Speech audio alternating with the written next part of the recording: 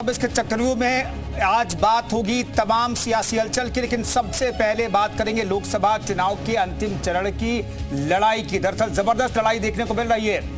कुल मिलाकर के देखें तो सबसे पहले चलते हैं उत्तर प्रदेश के पूर्वांचल, जहां अंतिम चरण में 13 सीटों पर चुनाव होने हैं। इन 13 सीटों पर एनडीए से लेकर इंडिया गठबंधन ने सारी ताकत झोंक दी है। देश के गृह मंत्री अमित शाह से लेकर यूपी के मुख्यमंत्री योगी आदित्यनाथ से लेकर बड़े बड़े मंत्री कमान संभाले हुए हैं, तो विपक्ष भी हर जगह पर तेज प्रचार कर रहा है। प्रचार देखकर आखिर क्यों कहा जा रहा है कि अब की बार पूर्वांचल की 13 सीटों से सरकार, देखिए स्पेशल रिपोर्ट।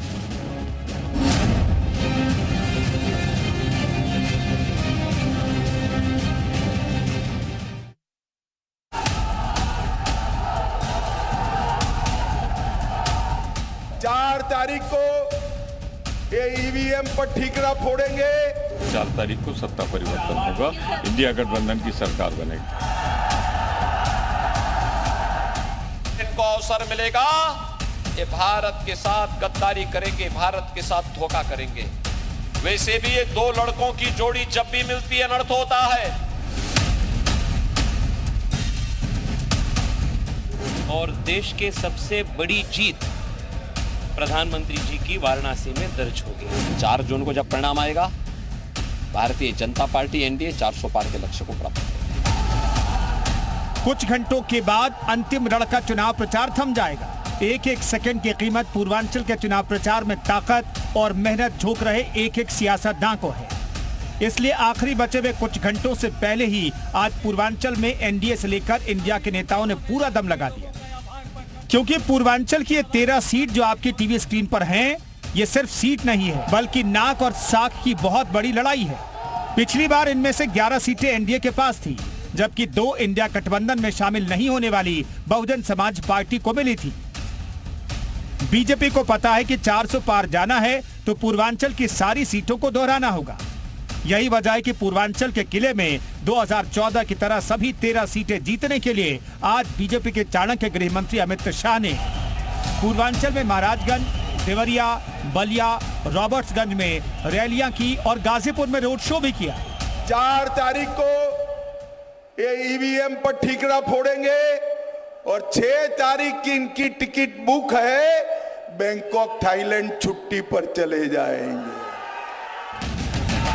तो दूसरी तरफ कुशीनगर, देवरिया और गोरखपुर की सरजमी से पूर्वांचल को साधने के लिए सीएम योगी आदित्यनाथ ने जुबानी प्रत्यंचा चढ़ाकर कांग्रेस और समाजवादी राजनीति को भेदने का प्रयास किया। सुरक्षा की कीमत अब जेल नहीं जहन्नुम होता है, जहन्नुम। उसे मालूम है अब रामलला ही विराजमान नहीं होंगे। अयोध्या में तो रामलला विराजमान होंगे, लेकिन जो देश की सुरक्षा के लिए खतरा पैदा करेगा उसकी राम नाम सत्य है की यात्रा भी निकलेगी। एक तरफ नेताओं का प्रचार प्रसार अहम है तो दूसरी तरफ पूर्वांचल में जातीय समीकरण भी बहुत अहम है। बीजेपी ने पूर्वांचल के लिए पूरी सियासी मशीनरी झोंक दी है, तो उनके इस काम में समाजवादी पार्टी के नेता नारद राय और इकबाल भी अपनी अनदेखी और अपमान के आरोपों के बाद बीजेपी के पाले में आने के संकेत दे चुके हैं। इस एक दांव से बीजेपी ने पूर्वांचल के करीब आधा दर्जन सीटों को साधने का दांव चला है। खेला होगा क्या, चुनाव चल रहा है। चुनाव में हम लोग को, मैं भारतीय जनता पार्टी को ऐसा लग रहा है कि हम लोग की बलिया में विशेषकर मैं कह सकता हूं कि जो 40 दिन में मैं घूमा हूं, लोगों का अपार आशीर्वाद मिला है, सहयोग मिल रहा है और भारी जीत की तरफ है। खेला नहीं, आदरणीय नारद राय जी उस पार्टी में परेशान थे, सम्मान नहीं था, हम लोग के साथ आए, उनका स्वागत है और मुझे लगता है उनके आने से हम लोग को मजबूती मिलेगी। ये मेहनत क्यों हो रही है? क्योंकि बीजेपी को भी पता है कि कांग्रेस और समाजवादी पार्टी साथ है और पूर्वांचल में जिस तरह से पिछले कुछ दिनों में सियासी माहौल बदला है, उसके बाद इन 13 सीटों में अधिकतर सीटें दिलचस्प संग्राम की साक्षी बनती दिख रही हैं। ब्यूरो रिपोर्ट, जी मीडिया।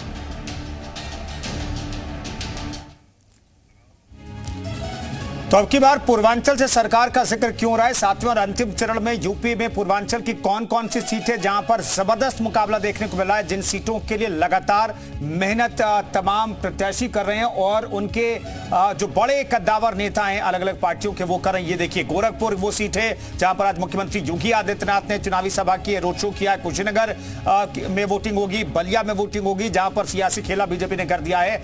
बांसगांव वो लोकसभा क्षेत्र है जहां पर 1 तारीख को वोटिंग होगी आखिरी चरण में। बनारस ये हॉट सीट है, प्रधानमंत्री नरेंद्र मोदी क्या जीत का मार्जिन बढ़ाएंगे? नहीं, ये अपने आप में बड़ा सवाल है। सलेमपुर, इसके अलावा गाजीपुर को लेकर के दिलचस्प लड़ाई हो सकती है क्योंकि गाजीपुर सीट पिछली बार गंवा दी थी बीजेपी ने। देवरिया सीट पर भी 1 तारीख को वोटिंग कराई जाएगी। महाराजगंज सीट पर भी आज वोटिंग होगी जहां पर बीजेपी के चाणक्य अमित शाह ने आज रैली की है। घोसी को लेकर के भी रण है। चंदौली की भी बात अगर कर ले तो चंदौली में भी वहां पर वोटिंग कराई जाएगी और मिर्जापुर के अलावा रॉबर्ट्सगंज में भी वोटिंग होगी। तो ये वो तमाम 13 सीटें हैं जहां पर इस बार मुकाबला है आखिरी चरण में। ये पूर्वांचल की सभी सीट है। पूर्वांचल का जिक्र बेहद जरूरी है और पूर्वांचल में जीत जिसने हासिल कर ली है, दिल्ली की सत्ता आसान हो जाती है उनके लिए। तो देखिए कौन कौन से मुद्दे हैं। मटन का जिक्र भी हो रहा है। 2024 की लड़ाई में अंतिम चरण है, लेकिन अंतिम चरण की लड़ाई में एम फैक्टर का बोलबाला देखने को मिल रहा है। 24 की लड़ाई में एम फैक्टर दरअसल क्या हुआ हम आपको बता रहे हैं। मटन जो है जिसका जिक्र किया जा रहा है, मंगलसूत्र का जिक्र प्रधानमंत्री नरेंद्र मोदी ने किया। मुगल की बात लगातार कही जा रही है। मजहबी आरक्षण का जिक्र विपक्ष की तरफ से किया गया जिस पर बीजेपी हमलावर है।